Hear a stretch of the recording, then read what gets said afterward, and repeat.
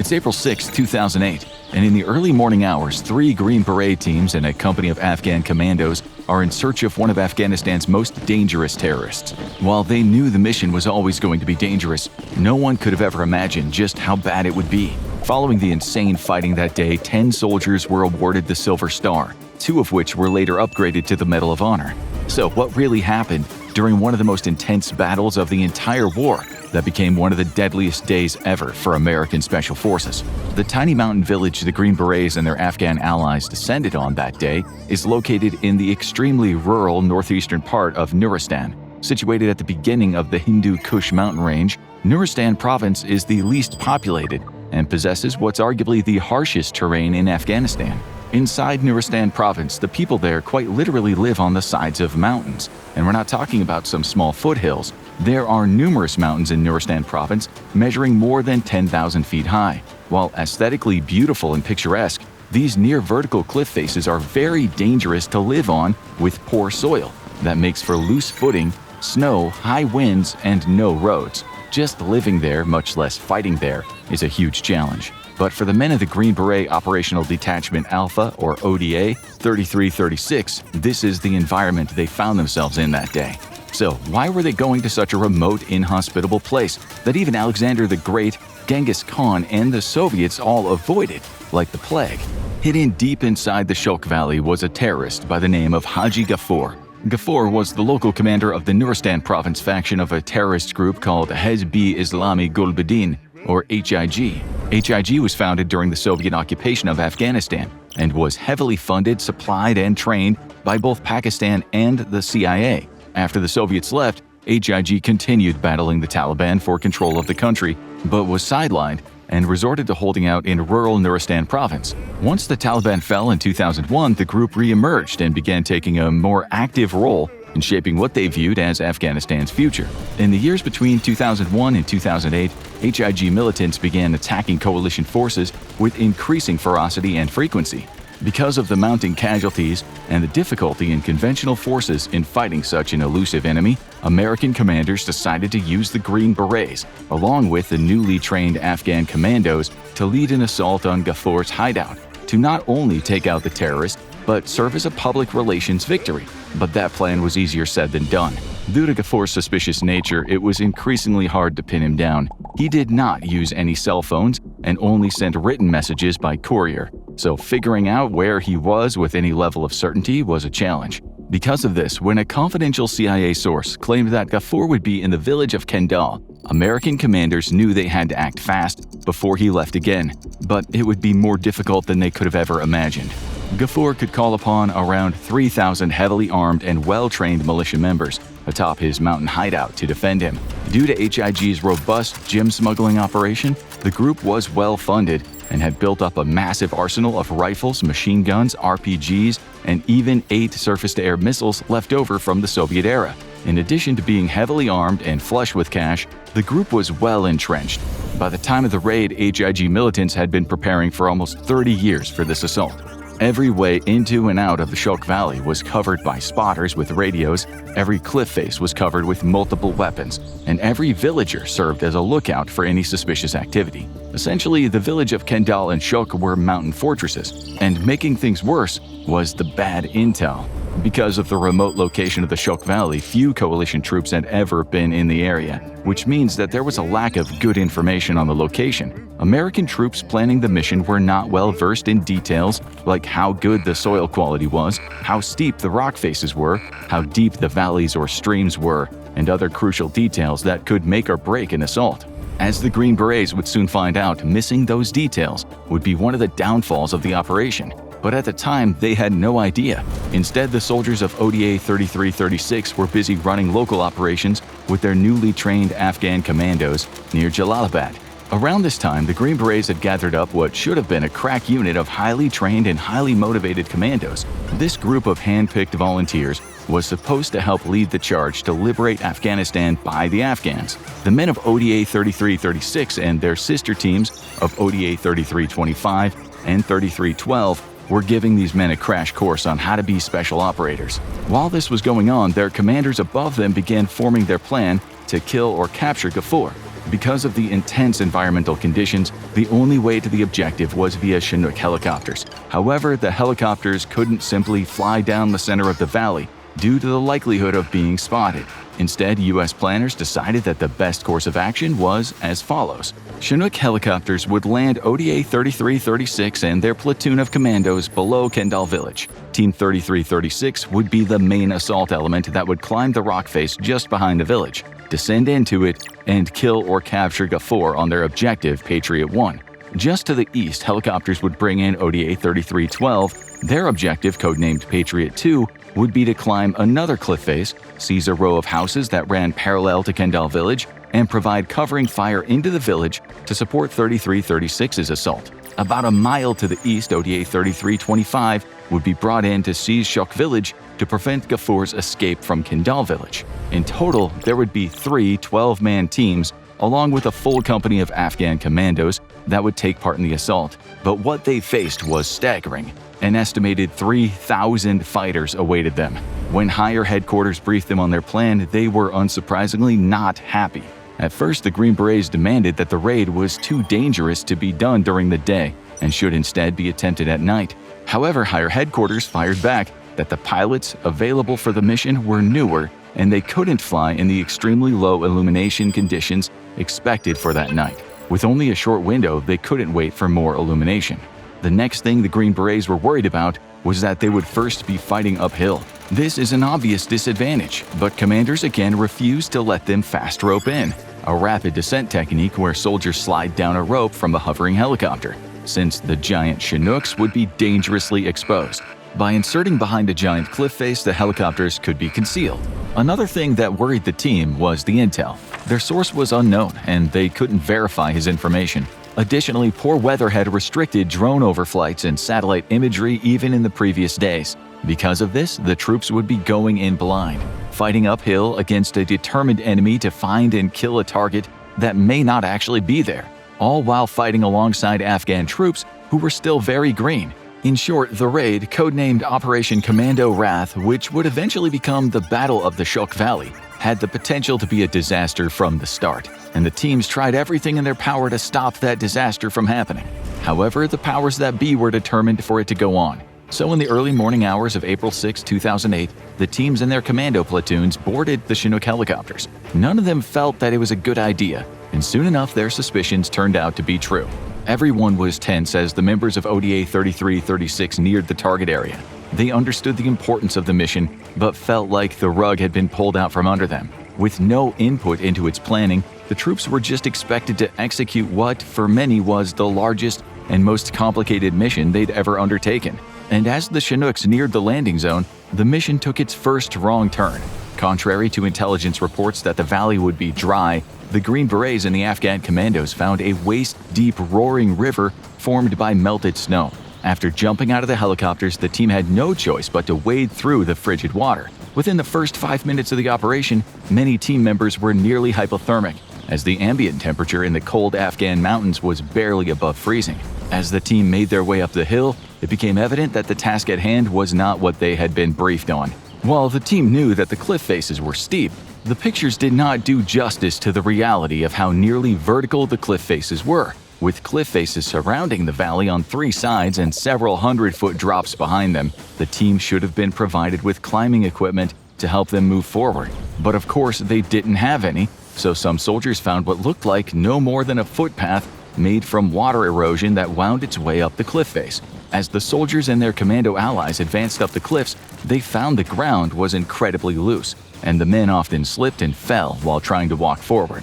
As the team fought the environment to get ever closer to the objective, it dawned on them that while just making the trek would be difficult, advancing under these conditions while under fire would be impossible. They just hoped that they could clear the cliff before taking any fire. After getting about halfway up the cliff face, 2 of the most forward Green Berets saw what looked like enemy combatants running away from them with their guns in their hands. Before they could register what was happening, HIG militants fired the first shots, one of which hit the interpreter's head, killing him instantly. The men of ODA 3336 immediately realized that they had walked into a well-coordinated ambush. Just above them, about 30 feet straight up, was a small house made of mud, filled with HIG fighters. Numerous other mud houses, bunkers, fighting positions, trenches, and tunnel entrances were also along the ridgeline. And as if that wasn't bad enough, the HIG was also shooting at them from the hillside that ODA 3312 was meant to take too. Soon after the initial salvo, several of the Green Berets were hit, with calls for help going up all over. The team's medic, Ronald Schurer, sprang into action. Disregarding the hail of bullets around him, Schurer began treating the mounting number of wounded men. And while Schurer had received some of the most advanced medical training in the United States, nothing could have prepared him for operating an emergency room 10,000 feet in the air on a 10-foot wide ledge. As Schurer began patching up the casualties, the team leader, Captain Kyle Walton, began coordinating airstrikes with the Air Force Combat Controller, Zachary Reiner. Reiner was responsible for coordinating airstrikes with fixed and rotary wing aircraft to assist the besieged team. Without him and his radio, the team would surely be dead in no time.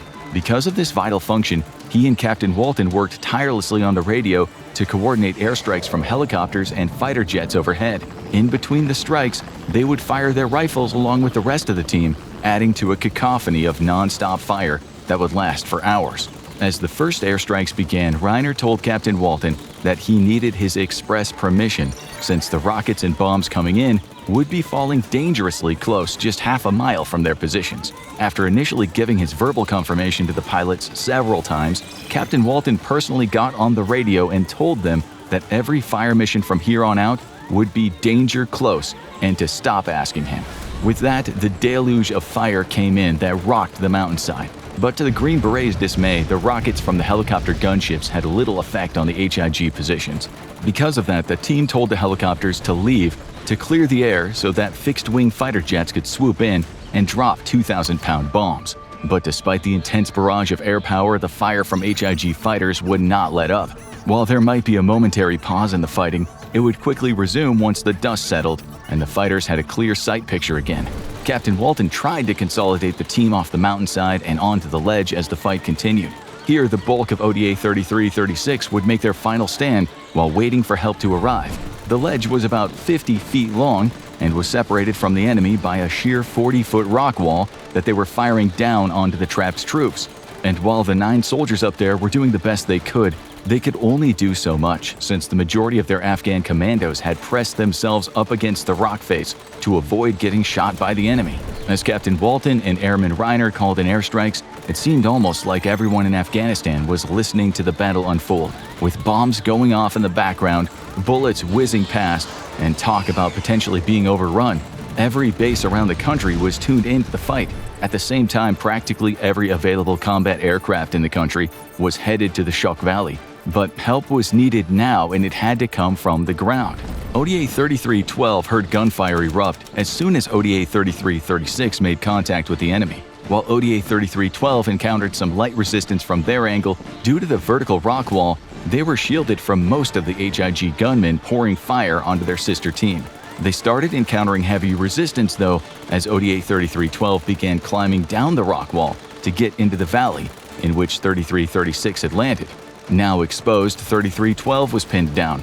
Their sister team was just a few hundred yards away, but with the amount of fire pouring down on them, they might as well have been miles away. As the team began clawing their way up to the ledge, they soon realized just how bad the situation was. With deadly accurate fire coming in from 3 sides, the inability of most of the commandos to return fire, and with airstrikes not seeming to have any effect on the HIG militia fighters above, those of 3336 not stuck on the ledge, along with Team 3312, knew the only way this mission could end well was to get the team off the ledge and back to the landing zone to extract. Master Sergeant Ford, 3336's team sergeant, helped lead the relief force to the ledge. After clawing their way inch by inch up to the team, he and several other members of the relief force soon became casualties during the intense fighting. That's when Sergeant Matthew Williams took over as team sergeant. His first priority was to get Ford and several other wounded men off of the cliff and down toward the landing zone. Here they encountered a goat shack, which became the casualty collection point before everyone moved back down toward the valley. After getting Master Sergeant Ford down off the cliff, Williams then led several more assaults back up the hill to reach the team to try and draw fire away from the men on the ledge, all of whom were wounded at this point, and the fighting was only getting more intense. As the 2,000-pound bombs came in, each successive blast threatened to blow the team off their narrow perch. Worse yet, during a lull in the fighting, HIG fighters began probing the Americans' position by sending gunmen down to investigate. HIG militants were preparing for an assault, and with the mission in total shambles, Captain Walton ordered his men to evacuate the cliff. But getting down was easier said than done. Williams and several other soldiers began testing good pathways to get down the cliff. The way they came up initially was too swept with fire, and even attempting to make it across the way they came back to the valley would result in certain death. Because of this, the only way to get back toward the valley was to go down the cliff, which was about 60 feet high. Once the men had figured out what was arguably their only way of escape, the team called in a flurry of airstrikes and began to move one by one. The first to go were the most seriously wounded, since two of the men suffering catastrophic injuries to their legs and on the verge of shock could not make it on their own and had to be carried. The path down for them was intense. Dangling nearly 60 feet in the air, the troops were carefully carried from ledge to ledge by tying cords under their arms and gently lowering them to the next one. But during one of those descents, a Green Beret's body armor snagged a branch and would not come loose. With no other option, the soldiers cut his body armor, and he fell 10 feet to the next ledge in excruciating pain. Once the most seriously wounded men had been helped down, the remaining survivors of 3336 began the perilous trek down the cliffside. Slowly, one by one, the 8 men trapped on the ledge made their way down to the valley, where the remaining members of 3336 and 3312, along with the Afghan commandos, were laying down fire into the hills to support their extraction. After what seemed like an eternity, the whoomph of friendly helicopters could finally be heard. As the first Chinook landed, the teams had to brave the ice-cold valley again and get the most seriously wounded on the first bird out of there for emergency medical treatment. The rest of the teams could disembark once the most seriously wounded had been evacuated, but this was no easy task. Surrounded by the high ground on 3 sides, the Chinooks were sitting ducks since their gunners could not fire upward and risk hitting the rotors. Because of this, airstrikes provided covering fire so the teams could escape. As soon as the Green Berets and the commandos verified head counts to ensure no one was left behind, the helicopters were finally able to leave the battlefield. Commanders could take stock of the damage after all the attackers had been evacuated. The force suffered more than 15 wounded Afghans and Americans, along with 2 dead commandos and 1 dead interpreter. However, the enemy suffered even greater losses. While an exact number will never be known, U.S. forces estimate that airstrikes and ground troops killed around 200 HIG fighters. However, while the U.S. had expected heavy resistance, the amount and the organization of the resistance was not something they could have ever expected. This is again due to faulty intelligence. Unknown to the Americans, Ghaffur actually was in Kendal village that day to meet with 2 of his subordinate commanders to plan further attacks in the region. Because of this, the personal bodyguards of the 3 top terrorists were augmenting the already enforced militia elements present in the village. The Americans had no idea they were kicking a hornet's nest when they dropped into the valley that day. While the heroism of the individual Green Berets was praised with a mass awarding of silver stars and numerous articles in the press about the mission's interoperability with Afghan commandos, the Army tried to bury what really happened for years. How the Green Berets acquitted themselves, especially Schur for tending to the wounded and Williams for bringing them down the mountain, will go down as one of the U.S. Army's most epic last stands in its history. Now check out Green Beret's insane story about the worst thing I have ever done, or watch this video instead.